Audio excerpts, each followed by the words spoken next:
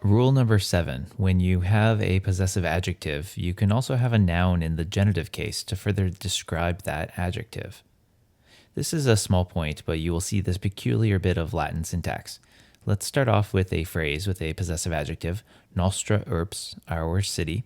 Herbs is feminine, nominative singular, and so is Nostra then. But Nostra refers to us, and we are plural, and let's say masculine. So if you wanted to say the city of us all, we would stick with Nostra Herbs for the main point, but the of all is put into the genitive case, and we make it agree with the implied noun that it should be modifying. Us is masculine plural, so that's what omnium is. It's as if we combine Nostra Herbs with Herbs nostrum omnium, except nostrum can't be used for possession, so it goes away and we have to use nostra. This can be super complicated, so I'll try to lay it out for you as simply as possible. We start with a noun and a possessive adjective like my or your or our.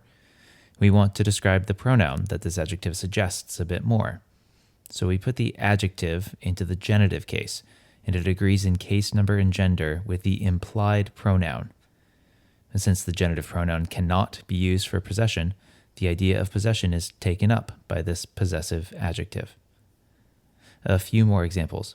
Mea causa is for my sake. So to say, for my sake alone, we use the genitive solius, modifying an implied mei. In nostro fleitu, in our weeping, but in the weeping of us all, we would add just an omnium, modifying the implied genitive of nos. His kingdom would be suum regnum, but if we wanted to say his own kingdom and use the adjective ipse, we would put it in the genitive case, suum ipsius regnum. Mea culpa is my fault, but if you wanted to say my fault alone, you would say mea solius culpa. And this can be used with names too. Here's an example from Cicero. To say the house of Annius Milo, we could write domus Anni Milonis and put Annius Milo in the genitive case.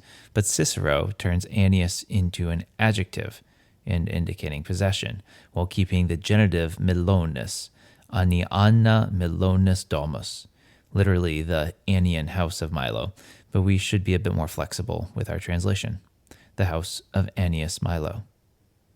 So that's rule number 7. When you have a possessive adjective, you can also have a noun in the genitive case to further describe the adjective.